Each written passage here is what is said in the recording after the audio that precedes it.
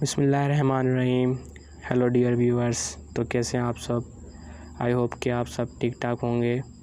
तो पिछली वीडियो में हमने पढ़ा था रेट ऑफ ब्रीथिंग। तो आज के इस लेक्चर में हम पढ़ेंगे रेस्पिरेटरी डिसऑर्डर्स। आपको मैं बताता चलूँ कि ये टॉपिक आपके चैप्टर का लास्ट टॉपिक है, मतलब कि केसेस एक्सचेंज का लास्ट टॉपिक। उसके बाद हम MCQ हल करेंगे। तो शुरू करते हैं आज के इस टॉपिक को, रेस्पिरेटरी डिसऑर्डर्स। तो आपका ये सवाल होगा कि व्हाट इज़ रेस्पिरेटरी डिसऑर्डर्स, इसका मतलब क्या है। तो रेस्पिरेटरी डिसऑर्डर्स का मतलब ये है कि कोई डिजीज़ जो कि आपके रेस्पिरेशन के किसी पैसेज वे में हो, जैसे आपका ब्रोंकाई है, जैसे आपकी एलोवेलार रेस्पिरेटरी सरफेस है, तो उनमें कोई इन्फेक्शन हो जाए और वहाँ डिजीज़ काज हो, तो उसको हम कहते हैं रेस्पिरेटरी डिसऑर्डर्स। तो सबसे पहले जो रेस्पिरेटरी डिसऑर्डर है वो ब्रोंकाइटिस है। अब आपको इस नाम से ही पता होना चाहिए कि ये ब्रोंकाई में होगी। The inflammation of the air passage ways is termed as bronchitis. अब आपके जो एयर पैसेज वे है जिससे एयर पास होती है, उसमें जलन हो, इन्फ्लेमेशन कहते हैं जलन को, तो उसको हम कहते हैं ब्रोंकाइटिस।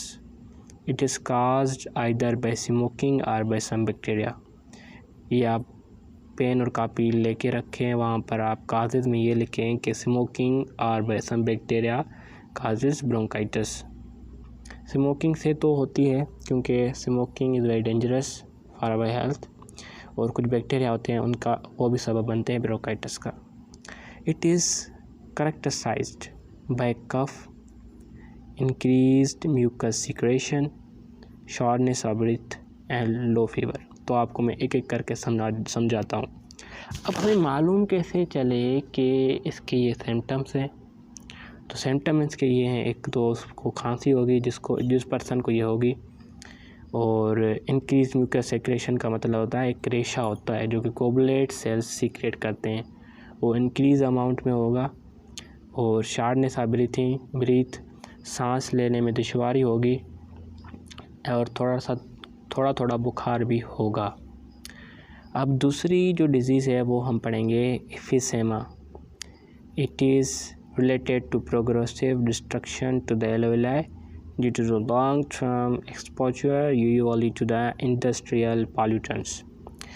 अगर हम एम्फीसेमा को देखें तो ये एक डिज़ीज़ है जो कि हमारे एलोवेलाई को डिस्ट्रक्ट करती है।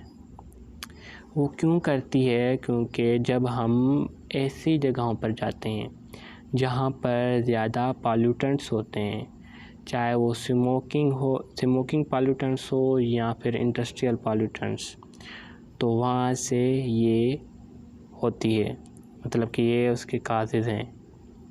It is characterized by laborious breathing. It causes cough with phlegm production. अगर हम इसके सिम्टम्स देखें तो एक तो होगा आपको ब्रीथिंग करने में मुश्किलात आएंगी, और इससे क्या होगी, आपको कफ़ भी होगी, लेकिन वो जो कफ़ होगी उसमें बलगम की अमाउंट ज़्यादा होगी, उसमें बलगम भी प्रोड्यूस होगा। तो चलते हैं हम अपने 3 नंबर डिज़ीज़ पर, जो कि है निमोनिया। अब ये क्या है? It is an infectious disease. सबसे पहले ये आप पॉइंट नोट कर लें कि ये एक इन्फेक्टियस डिज़ीज़ होती है जो कि इन्फेक्शन काज करती है, usually caused by special bacteria. ये निमोनिया जो का होती है वो स्पेशल टाइप ऑफ बैक्टीरिया होती है, और कुछ वायरसेस होते हैं, कुछ फंजाई होती हैं जिनसे ये काज होती है।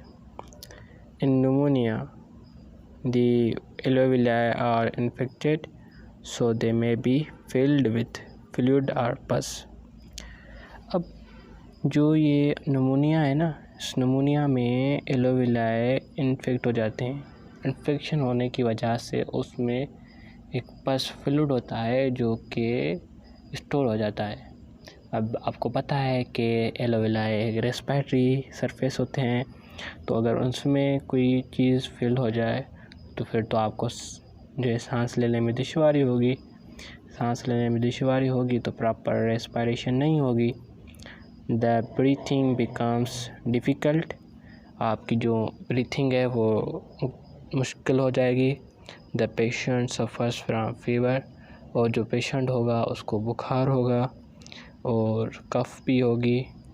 चिल मतलब कि सर्दी भी उसको लगेगी, और चेस्ट पेन मतलब कि उसको छाती में दर्द भी होगा। तो ये कुछ काजेज़ और सिम्टम्स थे निमोनिया के। और यहाँ पर 4th नंबर पर जो डिज़ीज़ है वो है asthma. It is an inflammatory condition of Airways of lungs.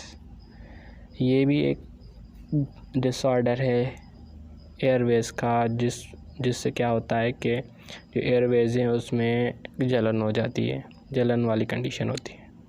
It is characterized by shortness of breath. अगर हम इसके सिम्टम्स देखें, करेक्टराइज्ड का मतलब होता है सिम्टम्स।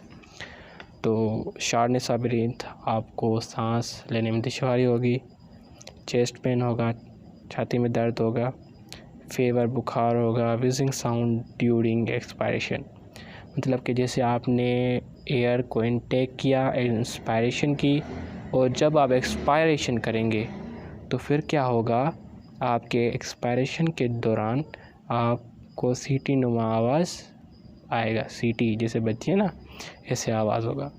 एंड कफ, आपको खांसी भी होगी। Asthma is actually an allergic response to pollens. अब अस्थमा होती कैसे है? आपको पता है कि प्लांट्स में पोलन होते हैं, पोलन ग्रेन्स, तो फिर वो जब डस्ट से या हवा की वजह से उड़ते हैं तो हमारे रेस्पिरेटरी सरफेस तक भी आप पहुंच सकते हैं। तो फिर इसमें क्या होता है कि ये हमारे रेस्पिरेटरी पासेजवेज तक पहुंच जाते हैं और उनको इन्फेक्ट कर देते हैं।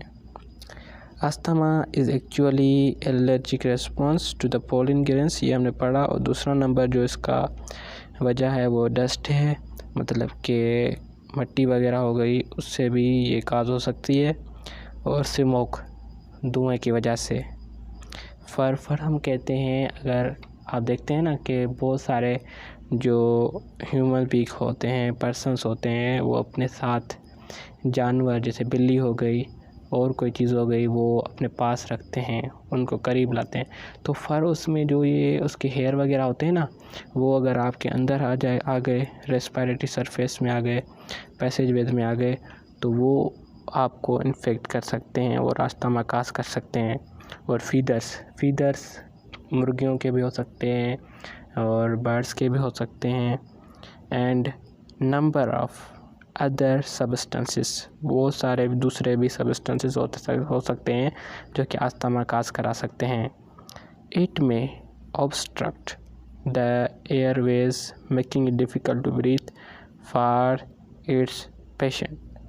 अब इससे क्या हो सकता है, ये मुश्किलात भी खड़ी कर सकते हैं उन एयरवेज में, उन पैसेजवेज में, कि जो पेशेंट है उसको ब्रीथिंग लेने में, सांस लेने में मुश्किलात होगी।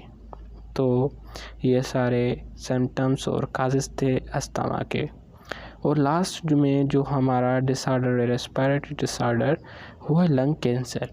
सबसे पहले कैंसर क्या होती है? कैंसर किसी टिश्यू, किसी आर्गन में होती है। एक एबनॉर्मल सेल्स होते हैं जो कि एक जगह होते हैं और सारे आर्गन हो या टिश्यू हो उसको मतलब के डिस्ट्रक्ट कर देते हैं। अब lung cancer is usually associated with smoking. अब लंग कैंसर का जो अमूमन तौर पर जो वाबस्ता है वो स्मोकिंग से है। आप देखते हैं सिगरेट पी तो ऐसे रहे होते हैं जैसे कि कोई अच्छी चीज़ है, लेकिन ये डेंजरस है, सेहत के लिए नुकसानदायक है। ड्यू टू स्मोक और air pollution abnormal cells appear in lungs. इसके दो रीज़न्स हैं, एक आपकी स्मोक की सिगरेट और दूसरा, और स्मोक भी होता है और सिगार भी होता है, दो चीज़ें होती हैं। और उसके अलावा एयर पॉल्यूशन, एयर के ज़रिए भी पॉल्यूशन होती है, उससे भी काज हो सकती है। तो ये एबनॉर्मल सेल्स आपकी लंग्स में अपीयर होंगे विच में स्प्रेड टू अदर टिश्यूज़, एक जगह हुए दूसरी जगह तक भी ट्रांसफॉर्म हो सकते हैं और आपको डिजीज काज कर सकते हैं। The major signs and symptoms are cough with blood. अगर हम इसके साइंस और सिम्टम्स देखें लंग कैंसर के, तो एक तो ये होगा कि आपको कफ होगी, उस पेशेंट को कफ होगी, लेकिन वो कफ क्या होगी, उस कफ में ब्लड भी होगा। शॉर्टनेस ऑफ ब्रीथ, सांस लेने में दुश्वारी, रिपीटेड लंग इन्फेक्शंस, रिपीट बार बार लंग इन्फेक्शंस होते रहेंगे, ज़ख़म होते रहेंगे। वेट लॉस, वज़न भी कम हो जाएगा। और बोन एक, हड्डियों में दर्द होने, मतलब कि दर्द होगा। थकावट होगी। हॉर्न सेंस, मतलब कि गला भी बैठ जाएगा। और वीकनेस, कमज़ोरी, फटेज, थकावट etc. These are the symptoms of lung cancer. ये सारे सिम्टम्स हैं। अगर किसी भी पर्सन में ये सारे सिम्टम्स पाए जाते हैं तो उसको लंग कैंसर है। तो अब इसमें आपको जो बात याद करने की है वो आपको ये याद करने की है कि लंग कैंसर क्या है और लंग कैंसर कहाँ पर होती है और कैंसर कैसे स्प्रेड होती है और इसके क्या साइंस और सिम्टम्स हैं। तो ये थी आपके class 10th new biology book के चैप्टर नंबर 1 गैसियस एक्सचेंज की लास्ट वीडियो। तो आपका ये चैप्टर नंबर 1 यहाँ पर ख़त्म होता है और अगली वीडियो आएगी आपकी MCQs पर, इसके जो एक्सरसाइज में दिए गए हैं। आई होप कि आज की ये वीडियो आपको पसंद आई होगी। अगर आपको पसंद आई है तो वीडियो को लाइक कर दें और कमेंट ज़रूर करें, अपनी राय का ज़रूर इज़हार करें। If you have any question you can ask me in comment section. और आप इस वीडियो को और हमारे चैनल को शेयर करें दूसरे अपने फ्रेंड्स तक, ताकि उन तक भी हमारी वीडियोस पहुंच सके। तो मिलेंगे नई वीडियो में, तब तक के लिए अपना ख्याल रखिए। Wish you all the best and I love you all.